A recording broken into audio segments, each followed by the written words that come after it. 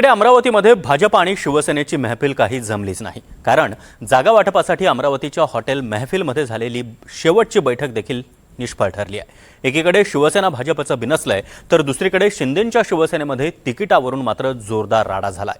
आता भाजप आणि शिवसेना अमरावतीमध्ये स्वबळावर लढणार आहेत। त्यामुळे अमरावतीतल्या दोन हेवी वेट कुटुंबामध्ये संघर्षाचा भडका अजूनच वाढणार आहे। पाहूया त्या संदर्भातला हा एक रिपोर्ट।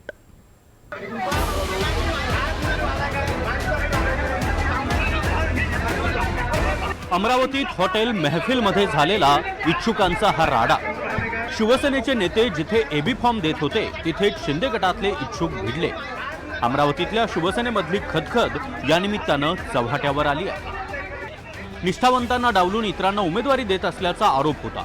शिवसेनेचे नेते संजय राठोड आणि मंत्री अभिजित अडसूळ जिथे बैठक घेत होते तिथेच नेत्यांसमोर कार्यकर्त्यांची अशी हमरीतुमरी झाली आहे।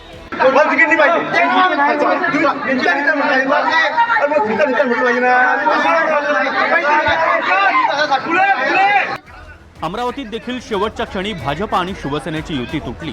हॉटेल महफिलमध्ये जागा वाटपाची शेवटची बैठक झाली, पण बोलणी फिसकटली आणि महफिल काही जमलीच नाही। जागा वाटपाच्या बैठकीनंतर शिवसेनेनं भाजपकडे 25 जागा मागितल्या होत्या, मात्र भाजपने केवळ 17 ते 19 जागा दिल्यानं शिवसेना संतापली। 6 वेळा बैठका होऊनही तोडगा निघू शकला नाही। भाजप शिवसेनेची जागा वाटपाची बैठक निष्फळ ठरली आणि अमरावतीत आता संपूर्ण 87 जागांवर शिवसेना आणि भाजप दोघेही स्वबळावर लढणार आहेत। पक्षाच्या पदाधिकाऱ्यांच्या बाबतीत अडचण होत होती आणि शिवसेनेच्या आमच्या पदाधिकाऱ्याला अडचण होत होती, आणि म्हणून आता शिवसेना ही स्वतंत्रपणे या महानगरपालिकेची निवडणूक लढणार आहे आणि या ठिकाणी मैत्रीपूर्वक आम्ही लढू।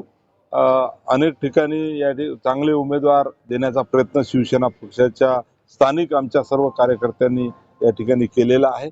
युतीचा प्रयत्न होता, मात्र आता कार्यकर्त्यांची ही निवडणूक आहे, कार्यकर्ते फार आग्रही आहे।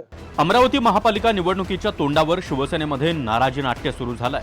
शिवसेनेचे पश्चिम विदर्भ संघटक माजी मंत्री जगदीश गुप्ता हे नाराज आहेत।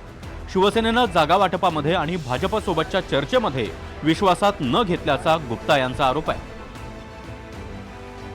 अमरावतीत शिवसेना शिंदे गटात इच्छुक उमेदवारांची संख्या मोठी आहे, त्या तुलनेत भाजपनं कमी जागा दिल्या। तरीही मतविभाजन टाळण्यासाठी शिवसेनेनं प्रस्ताव मान्य केला होता, पण हक्काच्या जागा बदलण्यात आल्याने शिंदे गटानं नाराजी व्यक्त केली आणि एका रात्रीत या जागा बदलण्यात आल्या। यामध्ये युवा स्वाभिमान पक्षाचा म्हणजेच राणांचा हस्तक्षेप असल्याचा शिंदे गटाचा आरोप आहे। शिंदेंच्या शिवसेनेचे नेते आनंदराव अडसूळ आणि राणा दाम्पत्यामधील वाद जुना आहे।